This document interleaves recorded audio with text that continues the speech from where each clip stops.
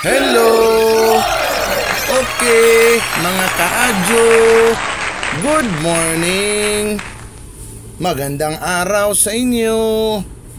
Ito na naman tayo, magluto tayo ng lumi! Lumi daw! Lumi ito para sa akin. Una, ay maggisa tayo. Pero dapat nito, mga kaadyo, linis na lahat kasi dediretso na ang pag-video natin kasi wala na tayong oras na ipakita yung paano mag-add ng mga ricados. Kaya ito na lang muna tayo, diretso na lang muna. Ito yung mga ihalo natin doon sa pansit bago ilagay natin yung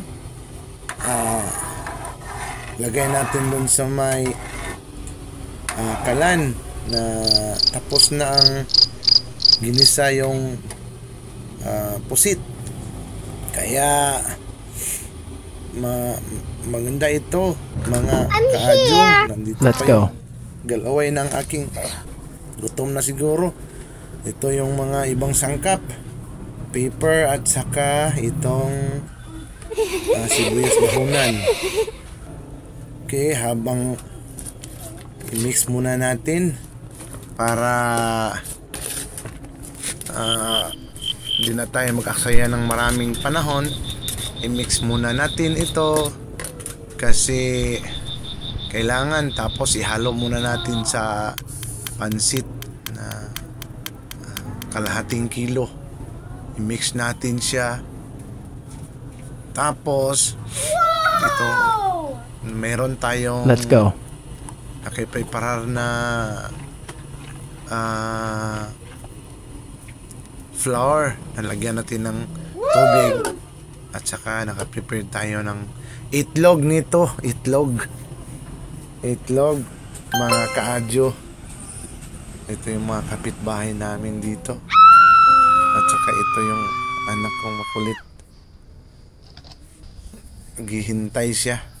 So habang pinapakulo natin mga kaadyo, ito na yung hitsura niya. Tapos nang kumulo kasi nilagay na natin kasi yung pancit at saka yung mga ricados. Ganun ang hitsura na. Maganda palang view dito sa amin mga kaadyo. Ito yung hitsura niya. Lubong ng aming kapitbahay. At ito yung front ng aming nanay ko, naglalaban na habang naghihintay. Gusto rin kumain ng lumi daw. Lumi. Ito yung itsura niya. Ganito yon. Yan, yun ang habang inihintay natin yung kumukulo. Ito na yung itsura niya. Aha. May lasa na yan. Tinimplahan ko na yan. Kaya habang kumukulo na, ito na yun.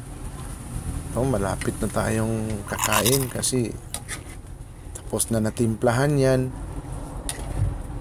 Halos lahat nandyan na. Ito yung tinatawag na nandyan na rin yung itlog mga kaadyo. Masarap naman yung lasa niya. Yun ang paraan ng pagluto ng lumi sa akin lang. Kasi ito yung finished product. Ready to eat na to mga kaadyo. Sana nandito kayo para matikman nyo. Kaya lang malayo tayo sa isa't isa. Yan mga kaadyo, sana magustuhan nyo ito at subukan nyo magluto. Ito si Kulaming, gusto na rin yung kumain ng pansit daw.